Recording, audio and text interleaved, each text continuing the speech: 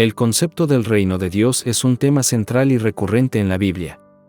Aunque es difícil definirlo de manera precisa, el reino de Dios se refiere a la soberanía y el reinado de Dios sobre todo lo creado. En otras palabras, significa la manifestación visible y tangible de la presencia y el poder de Dios en el mundo.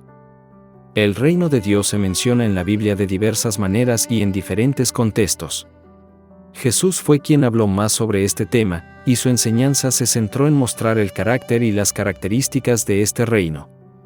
Él dijo que el reino de Dios es como una semilla que crece poco a poco, como un tesoro escondido en un campo que puede ser encontrado por aquel que lo busca con diligencia, y que es como la levadura que hace que la masa de pan crezca.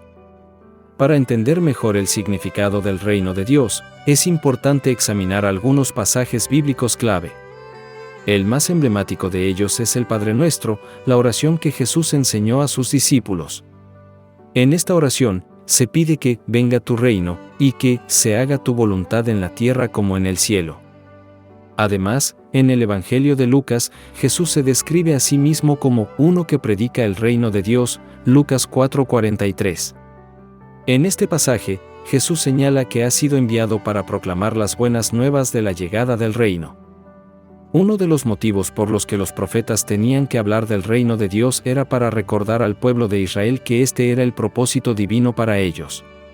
Dios quería que su pueblo viviera en virtud de su voluntad y bajo su gobierno. A menudo, los profetas les recordaban a los israelitas que estaban lejos de Dios y que debían arrepentirse y volver a Él para tener acceso al reino. El reino de Dios también está vinculado al día del juicio final, cuando Dios juzgará a los vivos y a los muertos y establecerá su reino en la tierra. Esto se menciona en la Biblia en varios pasajes, como en el libro de Apocalipsis, donde se describe la segunda venida de Jesús y la destrucción final del mal.